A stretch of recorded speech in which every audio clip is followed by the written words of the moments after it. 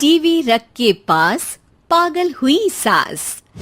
आजकल वर्मा जी की पत्नी देवकी जी केबल पर रियलिटी शोज देख देख कर बहुत कुछ सीख रही हैं।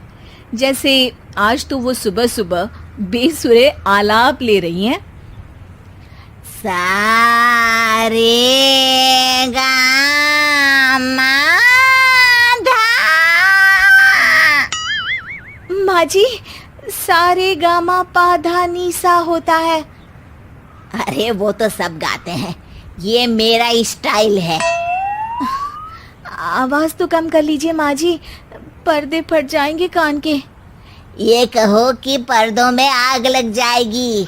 देखना, मेरी आवाज सुन के जज आग लगा देगी, आग लगा देगी, तू तो आग लगा देगी, ऐसा बोलेंगे। सरिता वहां से परेशान होकर चली जाती है और सास रियाज जारी रखती है।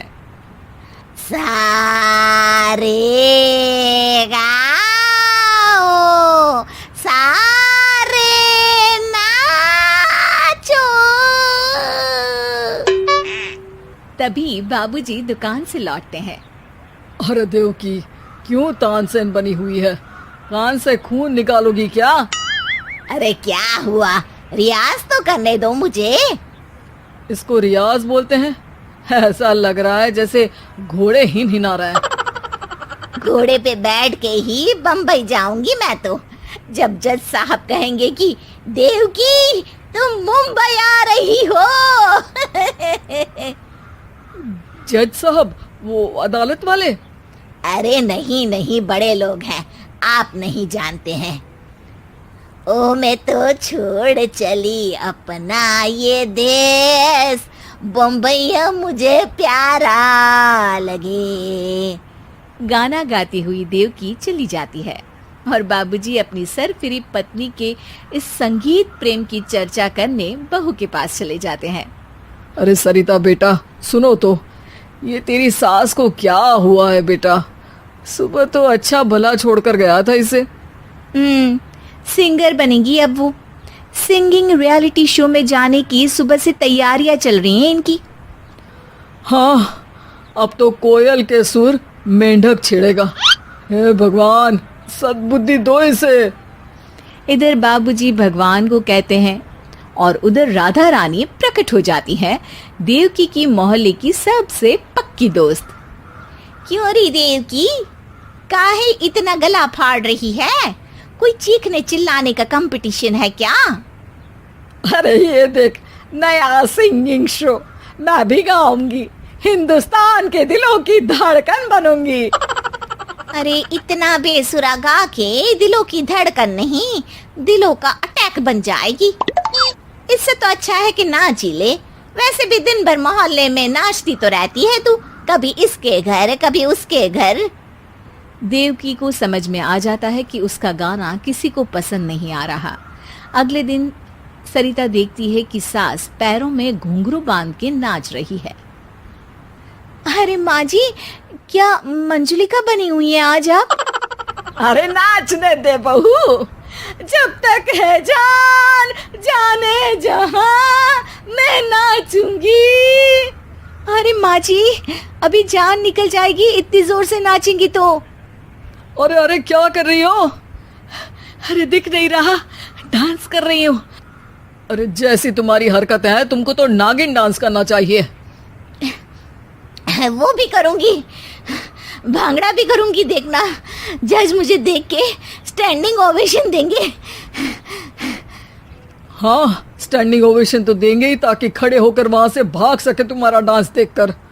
अरे कुछ ढंग की चीज करो, ये रोज क्या नया शुरू कर देती हो? सास को लगता है कि उसका डांस का सीन भी बिगड़ गया। अब वो टीवी देख के कोई और कलाकारी ढूंढने लगती है। तभी उसे टीवी पर खतरों के खतरनाक खिलाड़ी शो दिखता है, जिसमें लोग अलग अलग स्टंट करते हैं। बस देवकी को नया काम मिल जाता है। अगले दिन सुबह देवकी डंबल लेकर कसरत करने लगती है। माँ जी, ये क्या कर रहे हैं आप? अरे खली जैसे बनकर खलबली मचा दूंगी।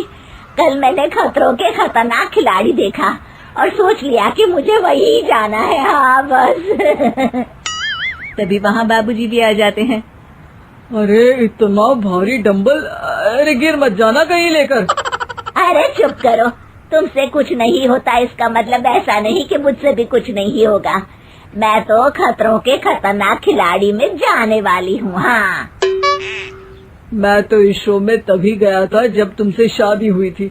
तुमसे शादी करना भी खतरों के खतरनाक खिलाड़ी में जाने से कम थोड़ी ना। अब चुप भी रहिए। अरे बहू, वो भारी वाला डंबल उठा कर ला तो। अरे ना माँ जी, आप संभाल नहीं पाओगी। अरे मैंने टीवी में देखा था, एक आदमी कार उठा लेता है, इतना तो मैं उठा ही सकती हूँ ना। बहू घबराते हुए भारी वाले डंबल माँ के हाथ में दे देती है। जैसे ही माँ दोनों हाथ ऊपर करती है, पूरे शरीर का बैलेंस बिगड़ जाता है और वो पीछे की तरफ गिर जाती है। डंबल जाकर टीवी में लगता है और टीवी फूट जाती है। माँ जी, उठिए माँ जी। बाबूजी बहुत तेज हंसने लगते हैं।